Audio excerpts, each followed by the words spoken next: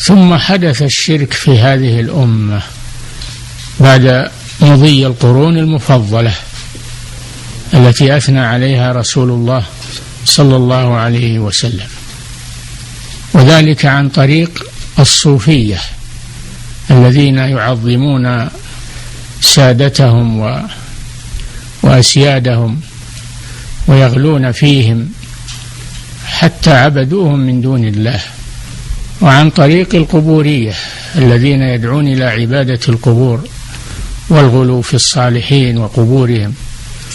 فحدث الشرك في هذه الأمة على يد هاتين الطائفتين الصوفية والقبورية، ذلك على يد العبيديين من شيعة الباطنية لما استولوا على المغرب وعلى مصر وعلى الحجاز، نشروا عبادة القبور والأضرحة، والصوفية نشروا التصوف والعمل بالبدع والمحدثات وهجر السنن.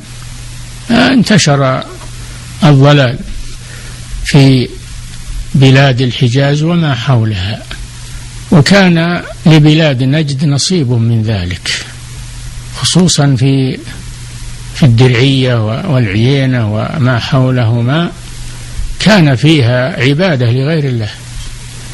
كان قبر زيد بن الخطاب رضي الله عنه الذي استشهد في حرب اليمامة كان عليه قبة يطوفون بها ويتبركون بها، وكان في الدرعية غيران في الجبال يتبركون بها تزورها النساء، وأشجار تتبرك بها النساء. وكان في الرياض أيضا والخرج كثير من الوثنيات والقبوريات، بل فيها من وحدة الوجود، فيها ناس من أهل وحدة الوجود من الصوفية الغلاة. كل هذا كان موجودا. فلما جاء الشيخ محمد بن عبد الوهاب رحمه الله مؤلف هذا الكتاب الذي معنا، هاله هذا الأمر، فقام يدعو إلى الله ويبين التوحيد وينهى عن الشرك بمناصرة أمراء آل سعود، غفر الله لميتهم وثبت وبارك في أحيائهم.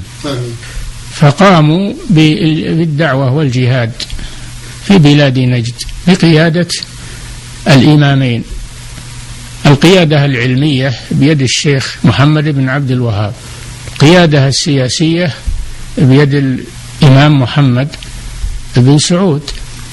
فطهر الله بلاد نجد وأرض الجزيرة، وانتشر ملك هذه الدولة الأولى من آل سعود، انتشر من حدود اليمن إلى حدود الشام، ومن البحر الغربي إلى البحر الشرقي، بل إن الدعوة تمددت إلى الهند، إلى مصر، إلى البلاد الأخرى، ونفع الله بها خلقا كثيرا على يد هذين الإمامين الجليلين رحمهم الله.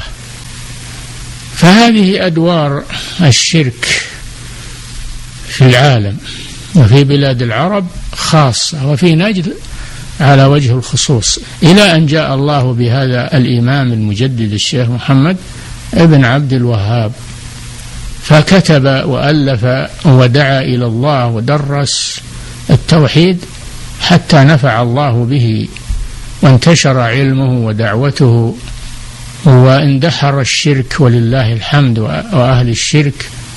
لكنه رحمه الله ما أمن من الشرك، بل كان يحذر منه.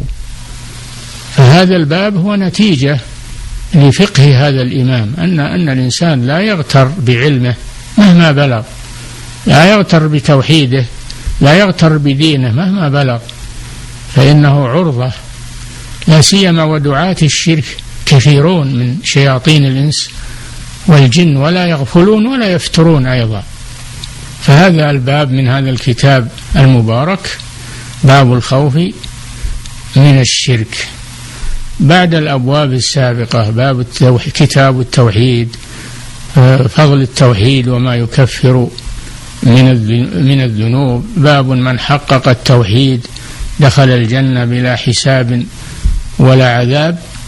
لكن الإنسان لا يأمن من الانحراف والانتكاس، فلذلك عقد هذا الباب، قال باب الخوف من الشرك. فالشرك يخاف ويحذر منه، ولا تخافه ولا تنجو منه إلا إذا تعلمت ما هو الشرك حتى تتجنبه. أما أن تقول الشرك حرام والشرك وأنت لا تدري ما هو الشرك، فقد تقع فيه وأنت لا تدري. فلا بد من تعلم التوحيد وتعلم ما يضاده من أجل السلامة منه، وهو الشرك. فهذا الباب هو على هذا الأصل، أن من عرف التوحيد وتعلم التوحيد فإنه يخاف من ضده وهو الشرك، كما حصل للأمم السابقة وكما حصل في هذه البلاد قبل دعوة الشيخ. فالمسلم لا يأمن على دينه ولا يأمن على قلبه، بل يسأل الله الثبات ويتعلم الأمور التي فيها محذور ليتجنبها. عرفت الشر لا للشر ولكن لتوقيه، ومن لا يعرف الشر من الخير يقع فيه. كان حذيفة بن اليمان رضي الله عنه يقول: كان الناس يسألون رسول الله صلى الله عليه وسلم عن الخير، وكنت أسأله عن الشر مخافة أن يدركني. هذا هو الفقه، ما أن الإنسان يأمن. ونسمع الآن من يقول ويكتب: لماذا تعلمون التوحيد في المدارس، تعلمون في المساجد، نحن مسلمون، نحن نشأنا على التوحيد. هذا غرور.